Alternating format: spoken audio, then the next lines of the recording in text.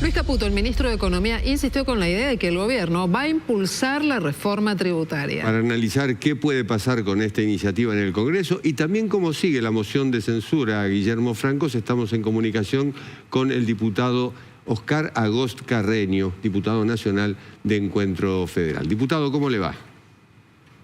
Hola Jorge, hola Silvina, muy buenas noches. Buenas noches. ¿Se sabe algo del proyecto en sí?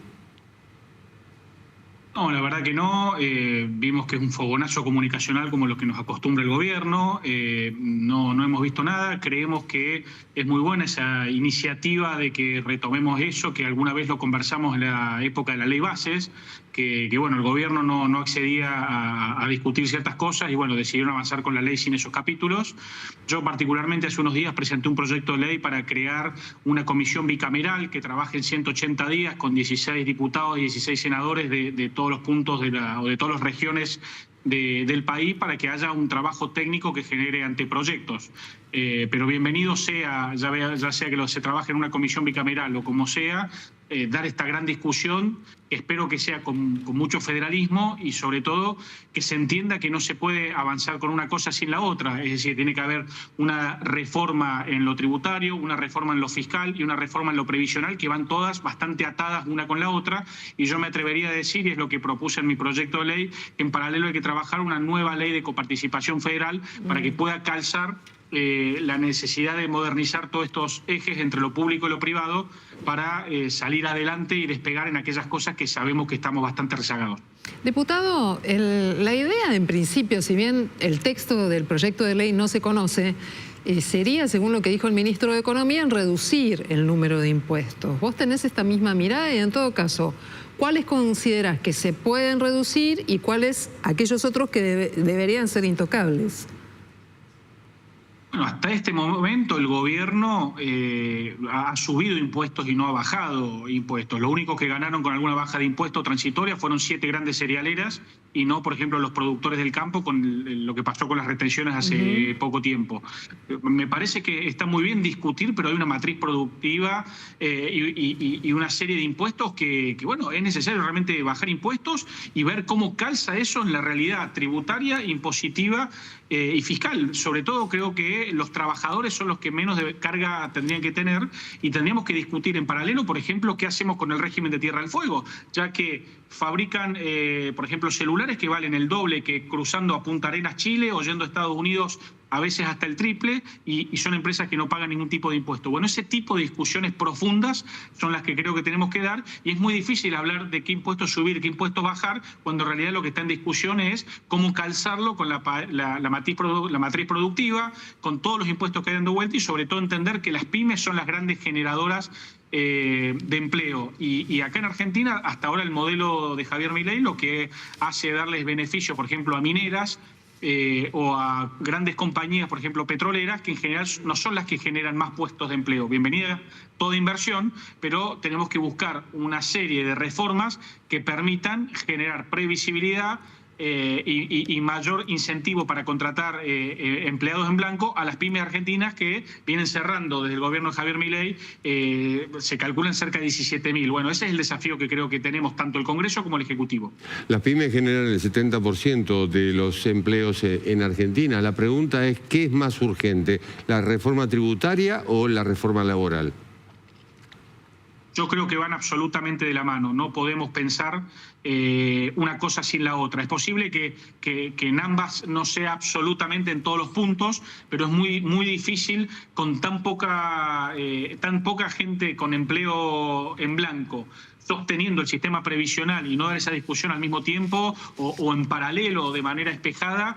Me parece que es, no digo imposible, pero es algo que posiblemente fracase en el camino, como sucedió en la ley base, que se quiso mezclar con muchos otros temas y hubo que dejarlo de lado. Creo que es momento de dar esta discusión y que si no damos la discusión con todos estos temas en conjunto y posiblemente no logramos dar el cambio que se necesite y sobre todo generar los incentivos necesarios para que el sector privado, sobre todo el sector de las pymes, tenga la previsibilidad necesaria para generar más empleo, que creo que es la principal crisis que hoy tiene la sociedad argentina y que el modelo de Javier Milei, que ha acomodado la macroeconomía, no ha permitido que esto llegue a la microeconomía a la gente de a pie, y si a eso se suma una crisis de empleo, bueno, es un tema muy delicado que hay que corregir rápidamente.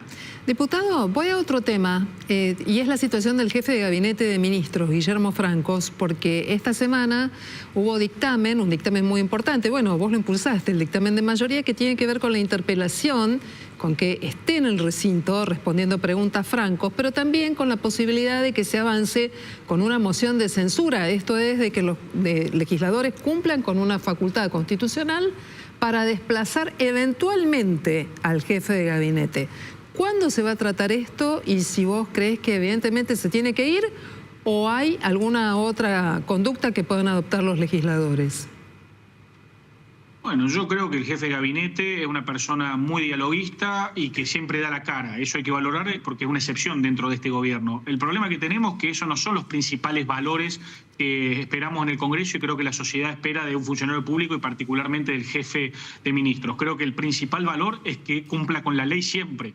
Y hay que recordar a la gente que con el tema de discapacidad, la emergencia en discapacidad, que es un tema muy delicado socialmente, este jefe de gabinete firmó junto con el presidente un decreto dejando sin efecto una ley votada, vetada e insistida por el Congreso. Quiere decir que ya estaba cerrada la discusión y el presidente no aceptaba aplicar lo que la Constitución dice, que es aplicar la ley como la terminó aprobando el Congreso, con una serie de excusas que no son valederas, y créanme que no son valederas porque el texto de la ley que cuestiona el propio Francos es copiado, es textual y muy parecido a lo que él mismo había firmado cuando mandó un proyecto de ley respecto del régimen penal juvenil el año pasado. Por lo tanto, lo que nosotros hicimos fue copiar el mecanismo que ellos habían diseñado y ponerlo dentro de esta ley, y después ellos dicen que nosotros no les decíamos cómo llevar adelante la reasignación de partidas. Más allá de esa discusión, lo que yo propuse es utilizar lo que la Constitución prevé que debe utilizarse cuando el jefe de gabinete no cumple con una ley de reasignación de partidas, que es la moción de censura. La moción de censura es llamarlo en interpelación, es decir, que vaya al Congreso a dar las explicaciones de por qué no cumplió con la ley, y acto seguido se hace una votación para ver si el Congreso sigue teniendo confianza o no tiene más confianza en este funcionario, que si bien es nombrado por el Poder Ejecutivo, responde ante el Poder Legislativo y por eso puede ser removido por el Poder Legislativo. Ahí, con la simple votación de más de la mitad de los miembros de cada Cámara, es decir, no es una mayoría grande como la que se utiliza para insistir en leyes vetadas, es una mayoría, por ejemplo, de 129 en la Cámara de Diputados, se lo puede desplazar, y con eso el presidente tiene que nombrar otro nuevo jefe de gabinete. Lo que hemos logrado esta semana y la anterior, que tuvimos una sesión, es empezar el camino formal para lograr este proceso.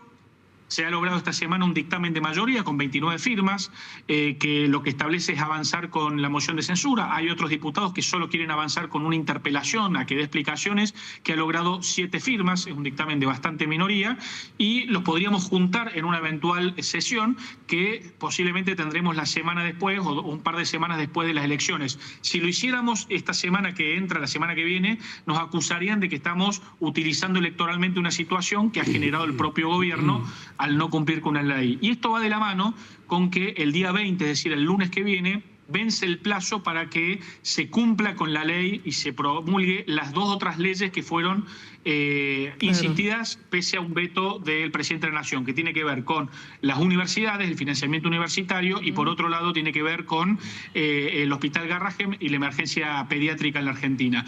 Esas 2 leyes vencen el día 20. Yo, previniendo que no pase lo mismo que ya sucedió, le presenté ayer una nota al presidente Menem pidiéndole que si hay una omisión por parte del gobierno de hacer la promulgación que ordena entre el artículo 80 y el 83 de la Constitución Nacional, pase a exigir al Boletín Oficial su